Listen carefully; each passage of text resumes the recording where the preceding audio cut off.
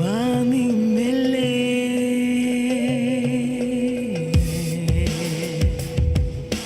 Bună dimineața, țară, îmi place zâmbetul tău mereu.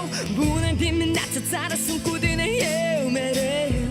La greu am promis că n-adins, pe foaie am scris un vis. În trecut am apărut lângă codre nestrăbrut. Străbunii noștri stau la sfat, pământul ce l-au apărat, pentru vecini l-au lăsat în grija neamului bărbat. Moldova, moldovenii, sărut mâna mamii mele, că m-am născut în Moldova pentru o viață nouă. Moldova, moldovenii, sărut pământul bunicii mele.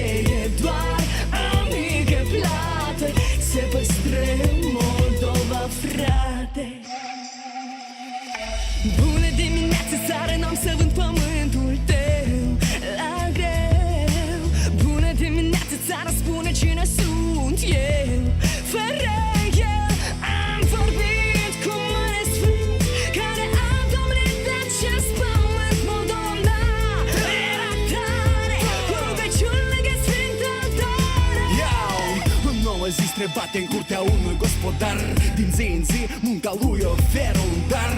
Pentru noi este o lecție în continuare, ca viața copilor să aibă o schimbare. Suntem într-o călătorie prin lume, o să vină în ziua în care hora o se adune. La o masă moldovenească vom face glume, și cântecul acesta în toată țara o să răsune. Hei, hei, hei!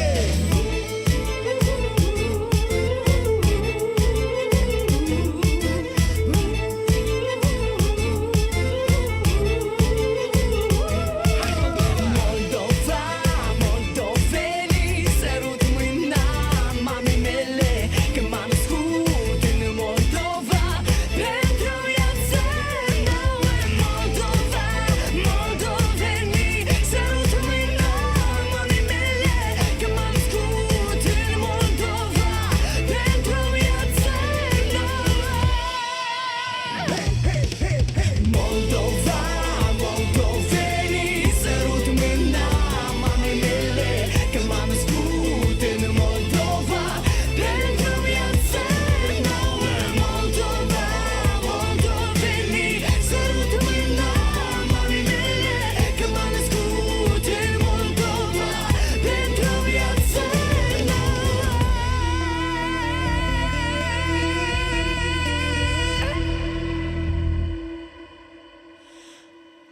Moldova,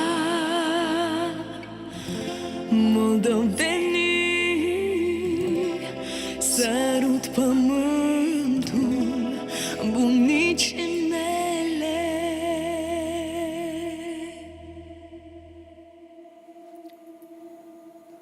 Это была группа «Луми» для всех тех, кто родился в Молдове, кто любит Молдову. Прямо сейчас мы продолжаем нашу программу и передаю слово Айсулу Ахимовой, кто расскажет о числах, которые так влияют на наш сегодняшний день.